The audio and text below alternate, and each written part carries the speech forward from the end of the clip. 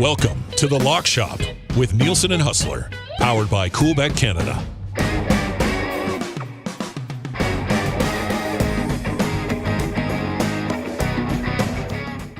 Happy Monday, everyone, and welcome to another episode of The Lock Shop. Nielsen and Hustler with you here once again, and we're going to get you ready for Monday Night Football. As always, Lock Shop brought to you by our wonderful partners at Coolbet. If you're not yet signed up for an account, do so today. Just enter the code LOCKSHOP, 100% deposit bonus on initial deposit when you sign up over there. Jake Bolin Moss from Coolbet is going to pop by. Huss, what's up, buddy? How are you, man? Well, I'm fired up. This should be an interesting game tonight. And obviously, it was a fun NFL weekend. But, Dusty, what I'm most excited about is you and the BC Lions coming to Winnipeg next Sunday for the West Final. I know we're going to get into this on Wednesday. Yeah. But, man, you called it quite a game. What a performance at home. What a crowd in BC. That was a great day for that franchise, that organization. And I will say the CFL, I think. Yeah, I think that's the most important thing coming out of that is that was a real resurgence for the BC Lions. Like, I know we had the stamps, but it was nice to see BC win that football game. Like, for the over 30,000 that were there, I mean, everybody was absolutely pumped. And it ended up being a pretty darn good football game. It wasn't the all-time classic that I thought it might be, but that's because the BC Lions defense, man, they just came to play. They were absolutely outstanding. This was a Calgary offense that had basically, in their last 5 games, ran the ball for like 1,000 yards. And they held Kadeem Carey and Dedrick Mills to less than 60 combined, which blew my mind. Now, they still averaged like 6 yards per carry. The Stamps just didn't run the ball. It was bizarre to me. And then they bring in Bo Levi at the end to try to save the season. There was a lot to talk about in that football game, buddy. You know, I was at the bar watching the game, the early NFL games, and then we had just the 2 late games and the CFL game on, but I wasn't listening to it with sound for the first few quarters. How early did you guys start speculating that we may see 19 behind center if this continues to keep going? You know, I will say this, probably not early enough. Probably should have started that discussion mid-third quarter, right? Like they weren't able to generate anything. And then it was funny because we went to break at one point, and this was, I guess, the series before he came in. And my stats guy starts hammering my shoulder. He's like grabbing me. He's pointing down the sideline. I'm like, I look at him like, I'm trying to call a game. What's going on? And he's like, Bo's warming up. I was just like, oh shit, here we go. And yeah, you know, he actually looked pretty good when he came in. It was not bad. I mean, he helped his cause heading into the offseason, I think. Yeah, you wonder if they maybe regret not going to that a little earlier, and certainly sets up a very interesting offseason with a ton of change in Calgary, but not really the way they wanted it to end, knowing that this was sort of the passing of the torch, if you will, from Bo to Jake Maier. And let's just say Jake Maier's playoff game has left a little bit to be desired, along with quite a bit of what Calgary was doing. You mentioned, I mean, where was the run game? They just didn't run the ball enough, and that's what everyone expected going into that game. Yeah, and Dave Dickinson made a couple of decisions on 3rd and short on BC's side of the field that didn't make sense. I mean, it was as simple as that. They left 6 points on the board there. That completely changes the game, you know, later on from a situational perspective. So I thought BC had the coaching advantage when it was all said and done. And Rourke, banged up, still went 322 touchdowns, which was pretty nice to see for the fans in BC. So that was yesterday in the Canadian Football League. Yesterday in the National Football League, old Steady Eddie here, another 2-2 day. I mean, I'm hovering around at 500, waiting for that 3-1, 4-0 week. Huss, Mr. 3-1 for the last little while, and it was your team that let you down. Yeah, you know what? I have 2 great regrets from this weekend. One, although to be honest, the way the game started and knowing it was Malik Willis, I wasn't feeling edgy at all after the Chiefs scored the first 2 times of the game, albeit Butker missed and it was 9-0. But it was that drive from Tennessee right afterwards. Derrick Henry, I mean, they just had a couple big plays. They got it into the end zone. And then I don't know what it is about Mike Vrabel and that Tennessee Titans team, but the Chiefs have their hands full moving the football consistently. And listen, Mahomes had a brilliant game. Shout out to everyone that was on Mahomes on the Coolbet Sunday specials at plus 650. That one cashed 446 yards. Wasn't even close. Next highest number on the Sunday was 302. But man, Tennessee made the Chiefs work for it all night long.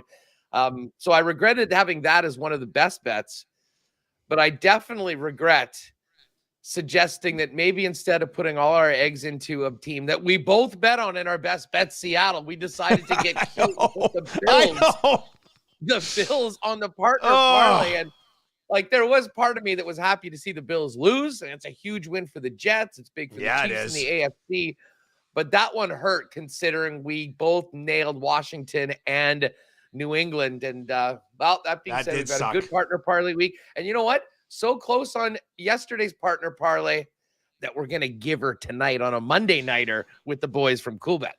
We are going to get to that. And, we'll bring Jake on. We'll get his pick for that partner parlay. And then we'll give you the graphic with the partner parlay a little bit on. It's going to be a plus 1,000. So that's a big time number tonight. So obviously a big ticket. So let's bring in Jake Bolin Moss from Coolbet. Jake, how was the day yesterday for you, buddy? Gentlemen, I got killed yesterday. I don't know. I was away all weekend, so I didn't have a ton of research put into a lot of my picks, but yeah, just could not find a rhythm yesterday. So I don't know if this is a bad omen going into today, or maybe I'm just due. I don't know. We're gonna have to find out. New week, new attitude, new results, Jake. That's the way it goes. It's Monday. Everything that happens Sunday is in the rearview mirror. Yeah, and I mean, we got college basketball today, so I'm definitely getting in on a few games there. I can't pass it up. I love college basketball, and I'll be watching a little afternoon basketball here in a little bit, I'm sure. That's the best thing about Mondays and Monday Night Football is if you've been having a great week, you're like, finish the week strong, Monday Night Football. And if you're having a brutal week, you're like, oh, it's Monday morning, start fresh. Let's get off on the right foot here with Monday Night Football. So it is funny how you can do that. I mean, two things for me yesterday, just quickly. Vegas is dead to me. I mean, I went back to them again. They're up 17-0. I'm like, oh, they got it on cruise control. And then they blow it against a shitty Jags team. And then, you know what? I was done in by my own guys. The Detroit Lions getting it done. Huss, that was a good call on the Lions plus 3.5. If Aaron Rodgers and the Packers can't score 10 points against the Detroit Lions defense, they're done. I mean, they're completely done. If you can't do that, man, that's embarrassing. The crazy thing is, I mean, we're basically halfway through the season and the NFC North is done. I mean, the NFC North is completely locked up. Listen, I had the extra hook and thank God for it. I mean, I kind of did nail that Vikings Commanders game, knowing that it was going to be close. It was going to be a 3-point game either way, but it really shouldn't have been. Taylor Heineke threw that terrible pick to Harrison Smith when they had the lead in the fourth quarter, and Kirk Cousins gets injured. Nick Mullins comes in, and like 5 minutes later, the game's tied. It was very crazy. But Vikes with a pretty impressive comeback win. They get to 7-1, and I don't know. The Bears might be the second best team in that division right now. Woo! How about the Bears, man? Justin Fields. My goodness. I had Fields on the bench in 2 fantasy leagues. However, the good news is that I picked him up in both of those leagues just last week. I don't know how he was still out there. I was just like, boom, Justin Fields, boom, Justin Fields. And then you gave him the week on the bench to see how he does.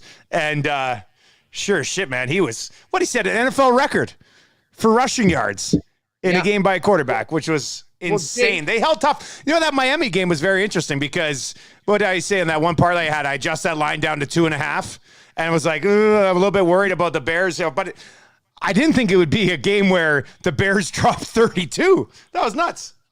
No, I mean, they had 60 points 5 minutes into the second half. It was absolutely bizarre. But Jake, I was going to ask you, we didn't get in. I had Mahomes on the Sunday special on the passing.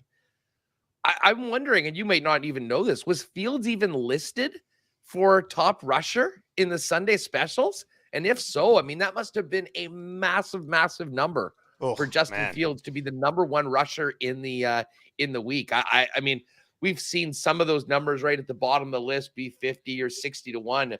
But I'm not even sure he was on the board for that one, which just goes to show you how crazy of a rushing performance he had.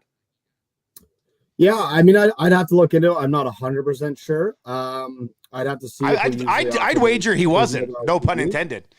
Yeah, I bet you he was. And yeah, I mean, in that case, kind of sucks for everybody if he's not on there. But yeah, I don't know. It's not common that you'll see a even the mobile QBs lead the week in rushing. I mean, unless it's Lamar, sometimes he can kind of go off on his own. But yeah, definitely something to think about. I mean, think about how low, if he was on the list, he would have been, like you said, Huss. 100-1 for sure, or something like that. By the way, a little bit of breaking news: Frank Reich is fired by the Indianapolis Colts. And they've replaced him with an ESPN analyst, Jeff Saturday. So, I mean, Jeff Saturday's coached like high school. I get he's Colts royalty, but I don't know if that's like hey, come in here, run this show for the rest of the season, and then we'll find somebody. Don't you view that, right? They've labeled as an interim head coach. It almost feels like they're putting him in place to sort out everything that's wrong with the organization. Don't you get that sense? A little bit. This kind of reminds me of when the Habs hired Marty St. Louis, who was coaching a Pee Wee 12. And that worked out, at the time. And then he's back. So he certainly got a ring. The best thing for the Colts would be to lose out and actually draft a quarterback as opposed to sign a recycled 35-plus-year-old veteran quarterback, which they seemingly have done the last few years. I guess Carson Wentz is a little bit less, but he's playing like a 40-year-old. You know who I got my eyes on for the Colts, actually? I was thinking about it last night. I think Tannehill is the perfect guy to kind of fill in and just keep, they just keep recycling these guys. Yes, I think that could be it. I don't know. Just a could name see that. Yeah. We got a partner parlay for tonight, plus 1,000. We're going to lay those out quickly. But Jake, any thoughts on the total or the spread tonight? Are you leaning one way or the other? Yeah, it's tough to say. It's hard for me to bet against the Saints in New Orleans. I always find a hard time doing that. I think the Ravens are the better team, but we got no Mark Andrews. That's a big loss. I think Rashad Bateman's out. So no Bateman, yeah. I've kind of got my eyes on like maybe some different guys for the Ravens in receiving. Obviously, I don't see them on the board just yet, but I think Isaiah Likely might be a big target. I see Duvernay is on the board, 3.5 receptions right now. His yard total 42.5. So be interested to see what Lamar does. If it is a close game, like it's expected to be a 1.5 point spread right now, we could see a ton of passing from Lamar, and we just got to figure out what kind of guy he's going to get the ball to without his main guy Andrews out, right? Well, that'll kind of tie into what Huss was talking about with one of his plays today with Lamar. I'm going to just lay it out. We'll show the graphic after. Here's what the partner parlay is. It's Lamar over 60.5 yards, Dalton interception, Kamara over 39.5 receiving yards, and Justin Tucker over 7.5 points tonight. It's plus 1,000. Huss, let's start with you. I know it's one of your picks tonight as well, but Lamar over 60.5 rush yards. Yeah, well, I mean, listen. Maybe the most important player in the Ravens offense is out outside of Lamar Jackson, in Mark Andrews. And I know we sort of think that maybe the Isaiah Likely will just come in and sort of take over that role. But I mean, I think that is a lot to ask of a young player. Although I certainly do think that he'll be very much in the mix. And then you got Kenyon Drake, who had a couple big games. Looks like he's going to be the guy. I just think that this game without Andrews is going to really fall onto the shoulders of Lamar Jackson to get things done. And more often than not, when they need plays, when they need first downs, it's not coming off the arm. It's coming off the feet of Lamar Jackson. So I really just think that the circumstances are going to dictate that he's going to have to run. And make no mistake about it, the Saints defense can play at a high level. Getting a few guys back, I think, in the secondary. They don't have their weapons. I think this is going to be on Lamar to win this game. I'm not sure that they do, but I do think that he'll be running quite a bit tonight. So I like the over 60.5 on the ground for the Ravens QB. Jake, you brought in Dalton Pick, didn't you? Was that you or was that Patty? Because Patty, so we're going to do a three-way partner parlay. And Pat Gregoire's like, I want in. I've got to add something too.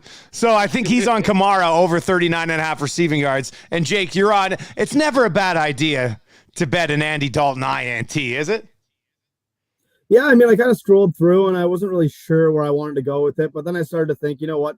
Baltimore Ravens got a great run defense. So if they can limit the rushing of the Saints, then I'm imagining Andy Dalton's throwing the ball a lot more. I think a couple of weeks ago, he threw the ball 47 times. I think he threw 3 interceptions.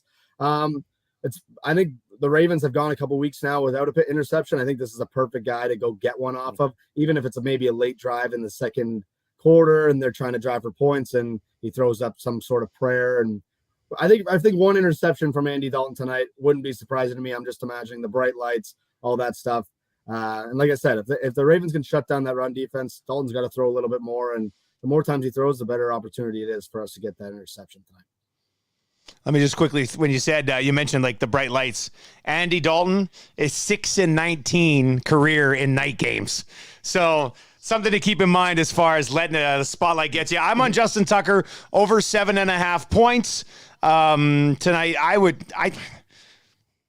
The lack of options offensively for Baltimore, Lamar with his legs could move the ball within field goal range. I think this game probably comes down to a field goal in that situation. I mean, I'm going to ride with Tucker every single time. So in a dome, Tucker over 7.5 points tonight, couple field goals, couple extra points, 3 field goals. We're laughing in that situation as well. And then, Pat's not here to defend himself, but I hate his pick, Kamara over 39.5 receiving yards. No, it should be good. Kamara, my goodness, Kamara last week looked excellent. It's crazy. That was against the Raiders. Yeah.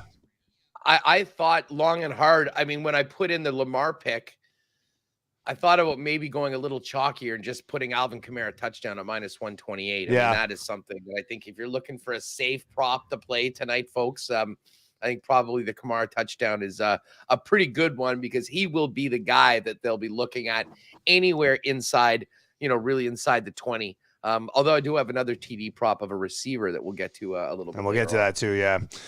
So once again, Jake, you go ahead, man. Yeah. Sorry, I was just going to say, you know what? We didn't really plan this out, but it kind of worked out. We got 2 Ravens players and 2 Saints players. So it kind of we got both sides. We got covered all our bases. We'll see what happens tonight with the Partner Parlay. Yeah, I like the way this one turned out. And at 10-1, we gotta dive in on that. I think we'll like that. Is that already available, Jake? If everybody's watching right now, Coolbet exclusives. Okay, perfect. We're live and ready to go. All right, buddy. We'll talk to you later, man. All right, boys. Enjoy. Thanks, Jake. There you go.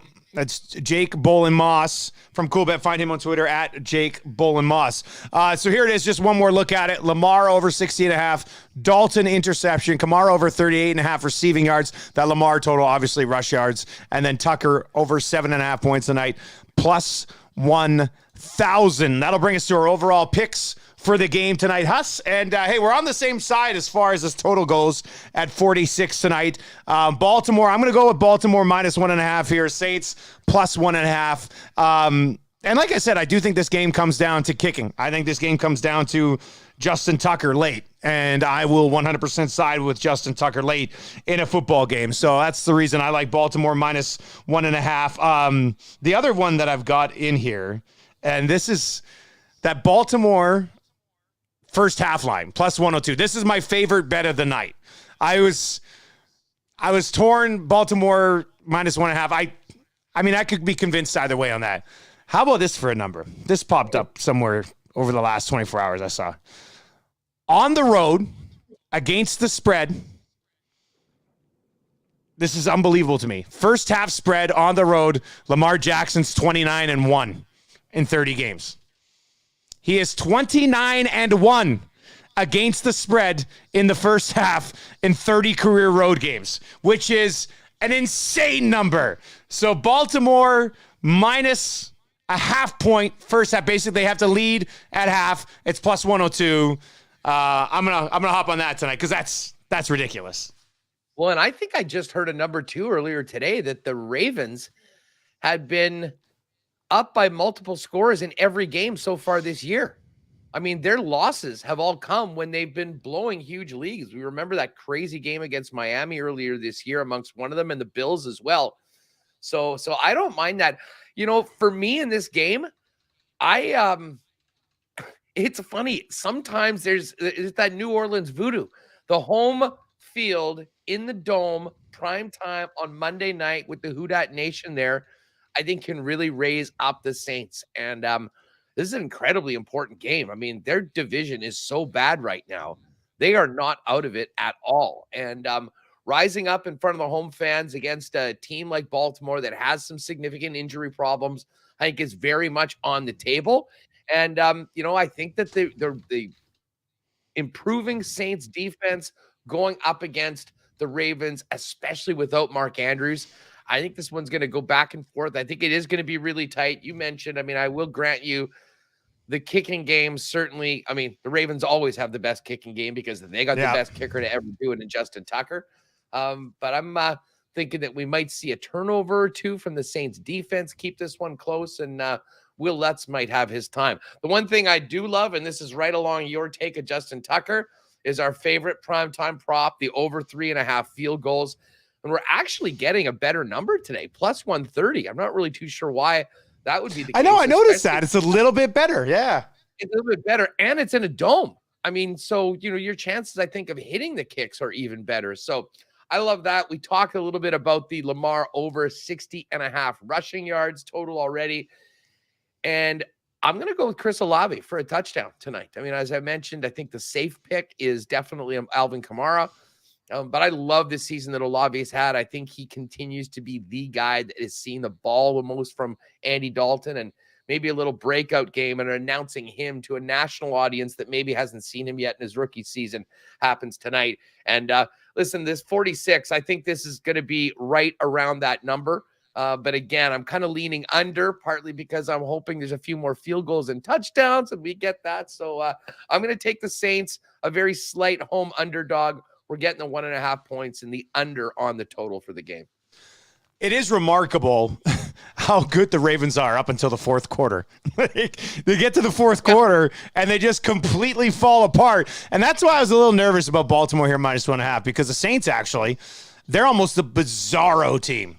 They're actually really good offensively in the fourth quarter. So this could be a game where it's like 21-7 going into the fourth quarter and the Saints come back and even win it. I mean, we'll see how it sorts itself out. The only other one that I've got in there, I've already talked about Tucker over 7.5 points tonight. I love that Baltimore first half lead at plus 102. And then I will go with likely the tight end here for a touchdown. I thought about Lamar plus 135, which actually isn't a bad number on Lamar Jackson to get a touchdown tonight. But likely, I mean, he's incredibly athletic. We've seen him step up at some bigger moments already for Lamar Jackson. And there's really nobody else to go to. I mean, nothing against Duvernay, but he's a speedster. He's not going to be a huge red zone target, I wouldn't think. I mean, at least likely brings your prototypical red zone target for Lamar Jackson. So I'm going to go likely. I just like the value at it, plus 175. So Baltimore minus 1.5, under 46. Ravens first half plus 102, likely TD, and Tucker over 7.5 points for tonight, buddy. Oh, this is going to be another fun Monday night of cheering for big third down stops and field goals all night long. I can already read it. Let's get this under. We'll see what happens in this game. But yeah, no, this is, I mean, we've had a few real dud games. I mean, this one on paper certainly doesn't look like a 5-star game, but I think it will be entertaining. The vibe in that dome is always great, especially for a big Monday nighter. So we'll see what Lamar can do. Can he put his team on his back tonight? Or will the Saints get back into it in the NFC South with a big win at home? And we will be back tomorrow talking fantasy. Then on Wednesday, we'll have some NHL for you, some puck picks, obviously. And we'll get you ready for CFL playoffs again this weekend. East final, West final. I can't wait, buddy. This is going to be a great weekend in the CFL. Hey, just quickly before we go, now I'll ask you this without saying, have you seen a line yet for the semis? No, I have. Well, not at Coolbet. I haven't looked anywhere else. Well, no. Here, okay. Then just before you look, this is the purpose of this. What do you think? I mean, in particular, what do you think the line is in the West final? I put that out yesterday, and I haven't seen it. I'll check it right now to see if it's up. But before we go, if you were setting the line for this game, BC at Winnipeg, here in Winnipeg, what do you think the line will be? It's a tough call. I mean, with a completely healthy Nathan Rourke, it'd probably be 3 in favor of the Bombers. I think it's going to be at least 4.5, if not 5. My guess was 4.5. Yeah, and then if they're looking at the injury report, Rourke was limping for the entire second half of that game. He had to respat his feet. James Butler still rushing for almost 100 yards, so he was banged up. I think it probably settles in somewhere around there, buddy, or at least opens there. And what about the East final, Montreal at Toronto? I'm thinking Argos by 3.5. I'd say 3. I bet you they open it at 3, maybe 3.5. I don't know if it moves much off of that, to be honest with you. I think that's a pretty good line. So all right. Well, we see. don't have them yet, but I'm sure they'll be out probably later on today. We've got our predictions here reserved for eternity in the on the sheet. And hey, don't forget, folks, I don't know if we mentioned, get on over to the Lock Shop YouTube channel and make sure you're subscribed to it. Dusty, you still got that grand sitting there? That's right. We're giving this away to one of our first 1,000 subscribers. This is just sitting here, $1,000 cash, just sitting here. I don't know an easier way to get in the mix for $1,000 nowadays. We're not asking you to do 10 different things. We're asking you to go on Twitter at LockShopBets, retweet the pin tweet, and subscribe to our YouTube channel. That's it. First 1,000 people to do that, one of you are going to win $1,000 cash. So super simple contest. So do that. If you're watching this, or you're listening to the podcast, and you haven't already done it, I'd be shocked. But tell your friends about it as well. Take a friend in the tweet. Let's get everybody in the mix there for $1,000 cash. And we'll give that away when we hit 1,000 followers. Huss, enjoy the Monday Nighter. And we will talk to you tomorrow, buddy. Do some fantasy. I'm looking forward to talking fantasy and telling all the stories about me checking my matchups at halftime and seeing I was playing Joe Mixon in just about every game. You'll enjoy it.